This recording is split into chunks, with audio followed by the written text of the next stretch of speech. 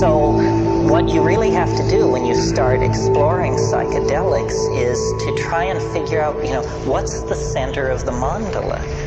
What are people talking about? What is it when you arrive on the money? And to my mind, the compound that is most interesting for doing that is DMT. DMT is the most interesting in some ways of the psychedelics because more issues are raised by it than any other. Such issues as, I'll just run over some of them so you get a feeling for it. DMT is the strongest hallucinogen there is. If it's possible to get more loaded than that, I don't want to know about it. And I say so when I'm there. I say, my God, if you can get more loaded than this, keep it away from me. So that's it. It's the strongest.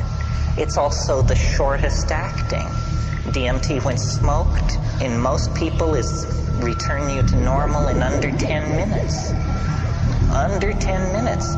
Now, this is interesting because the people who think there's nothing to this, who should actually invest the 10 minutes to find out what's, a 10-minute DMT trip is worth 20 years of academic pharmacology, art history, psychology, and all this other malarkey. Because then you just say, okay, I got it. Another very interesting thing about DMT is it occurs naturally in the human brain. Well, now what's going on here? He's saying the strongest drug, the fastest drug, is the most natural drug. It means that, you don't have to sail off into 3-hydroxy-4-pyridyl N-methyl marubishtik or something like that to get into the exotic realms. No, a human metabolite, which takes only 10 minutes to undergo its entire exfoliation and quenching, is the strongest of all. Well, then what is it? What does strong mean?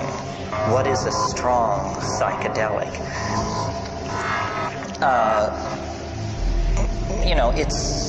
It's highly personal.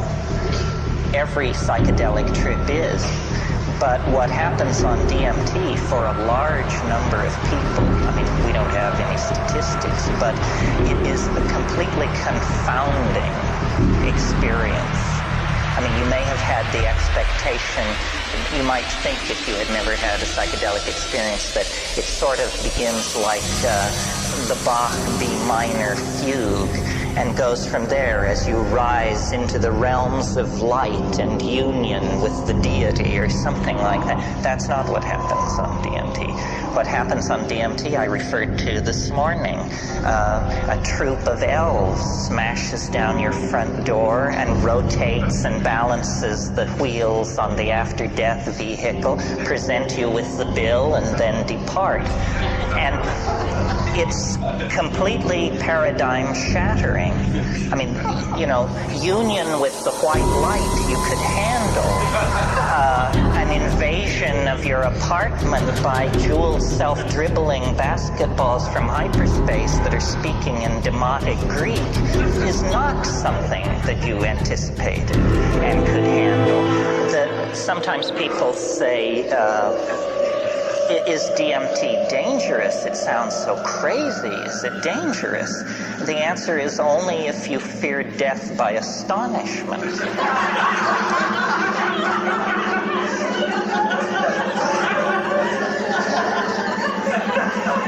Remember how you laughed when this possibility was raised, and a moment will come that will wipe the smile right off your face.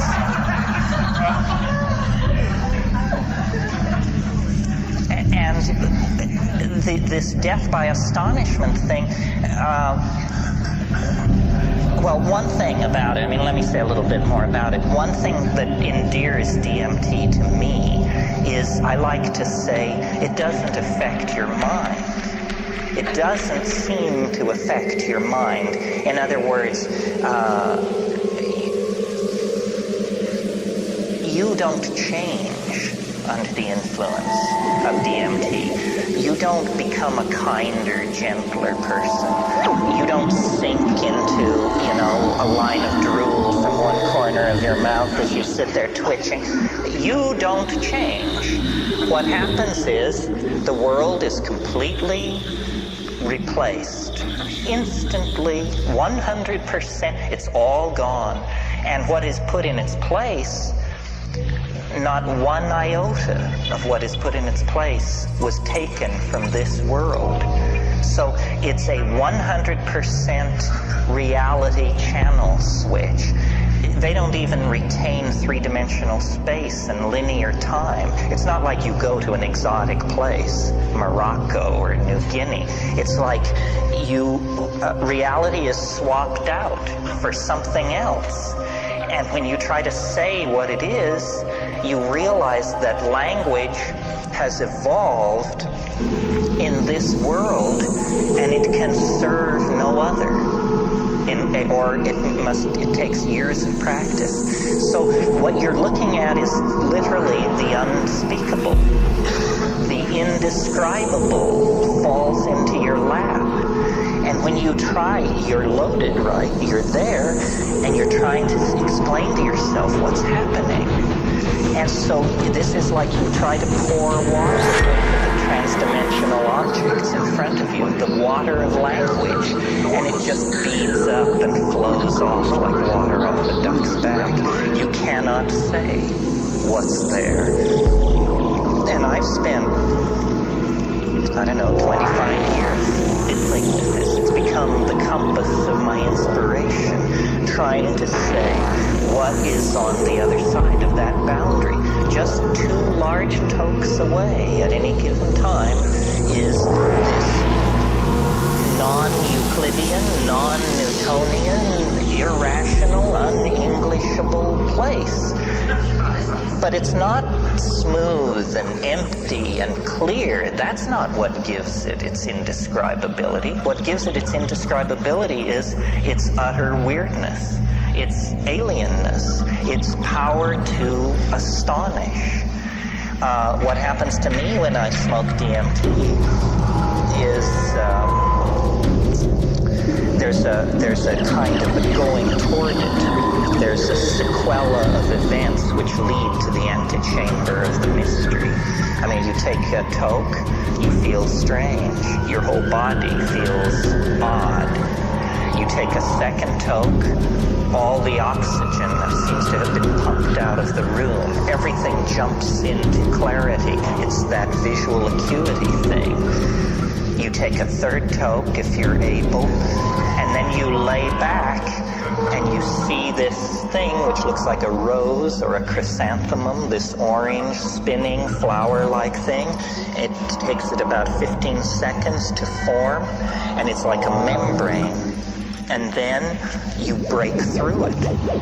You break through it, and then you're in this place. And there's an enormous cheer which goes up as you pass through this membrane.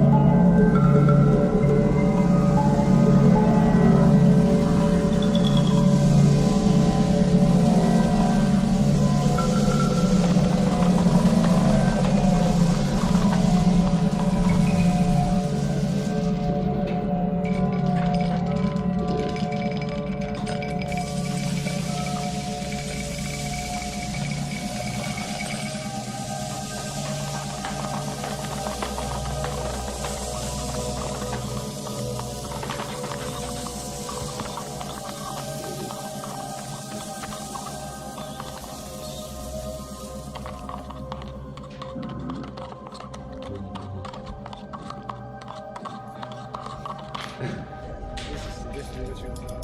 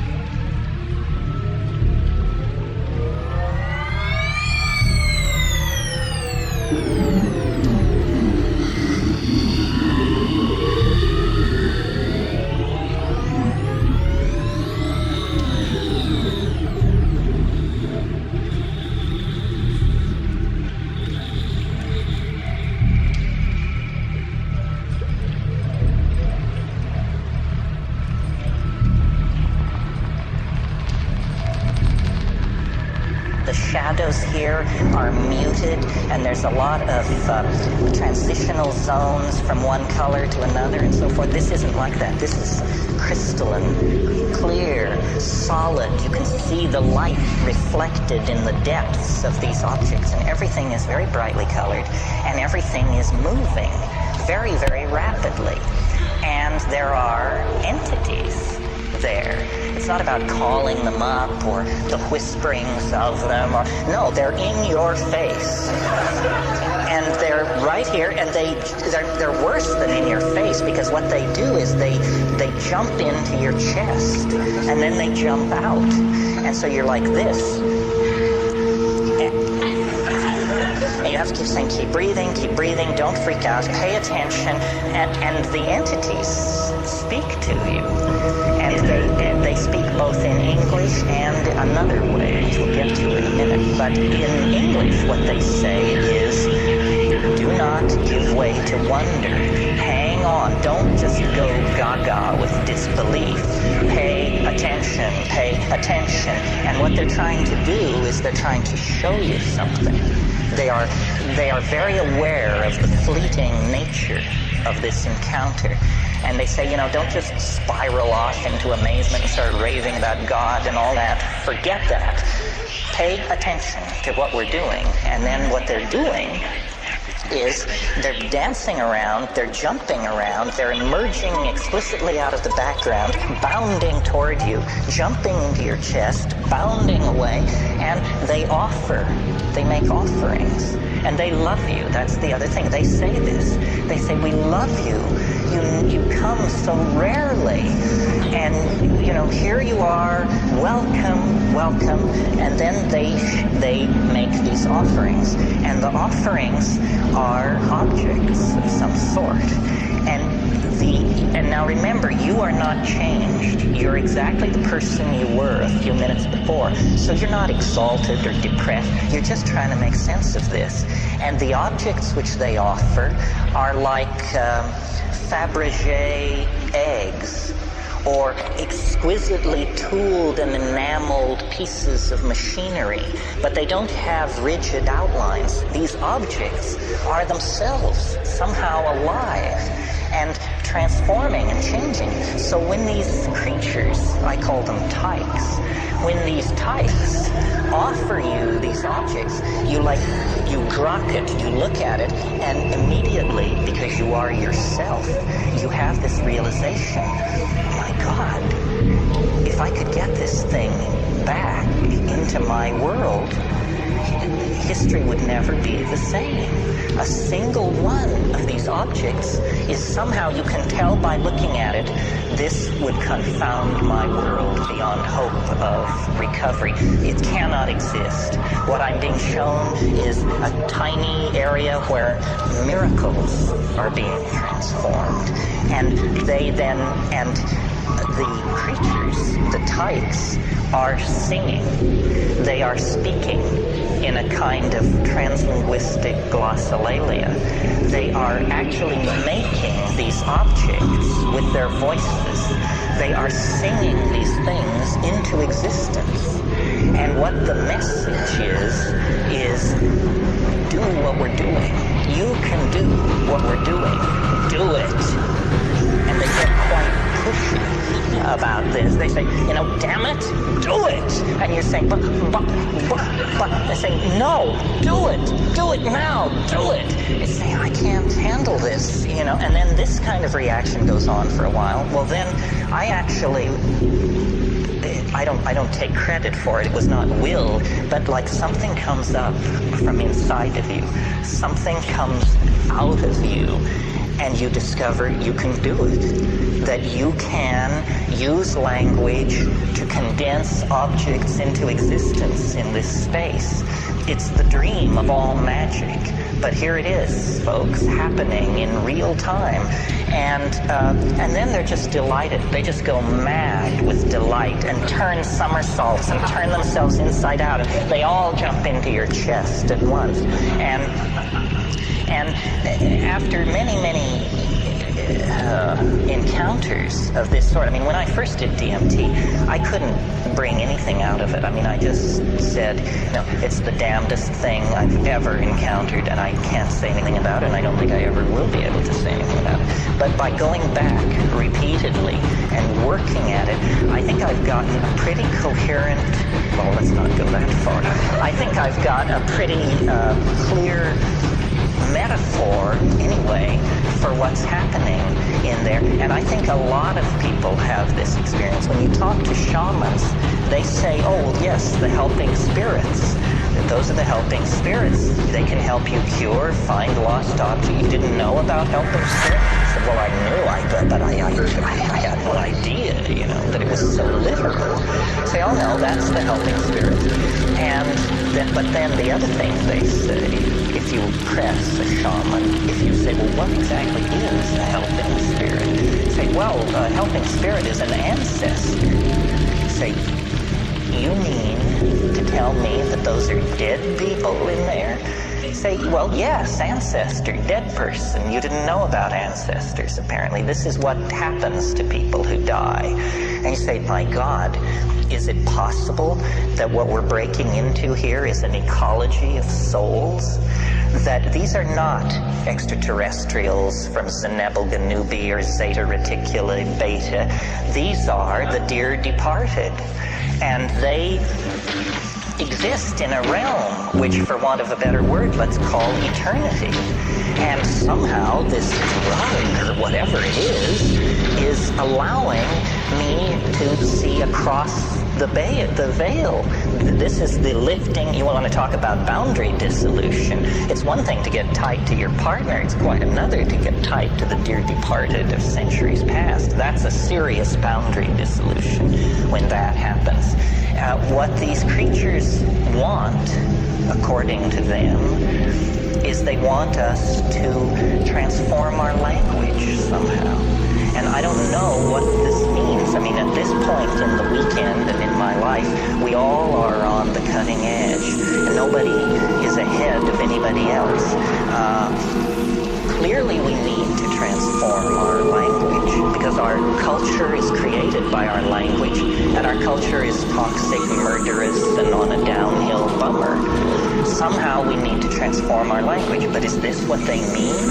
That we're supposed to condense machines out of the air in front of us?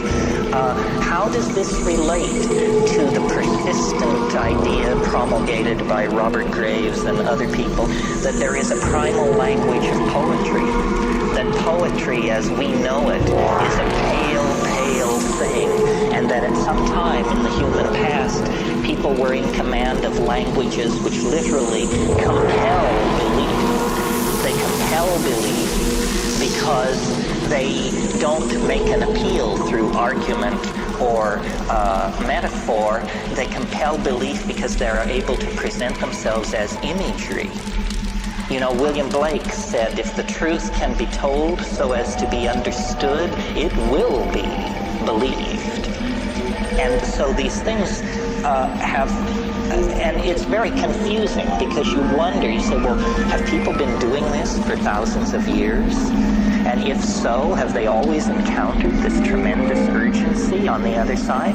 If people have been doing it for thousands of years, why is there this urgency on the part of these entities? And who exactly and what exactly are they?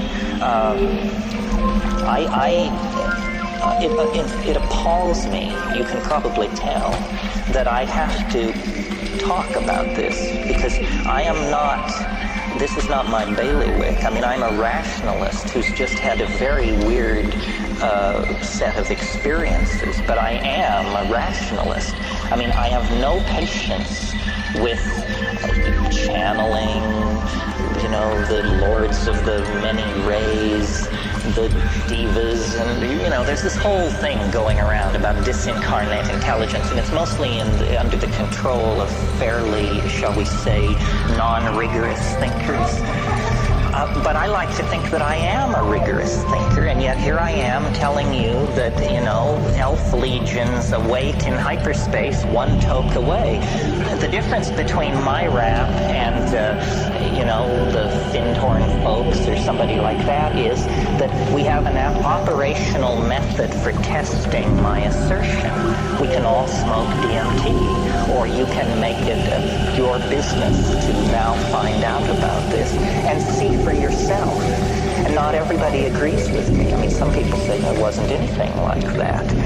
But some people agree, and I think if you get 2 out of 10 agreeing with a rap like this, then you better pay attention.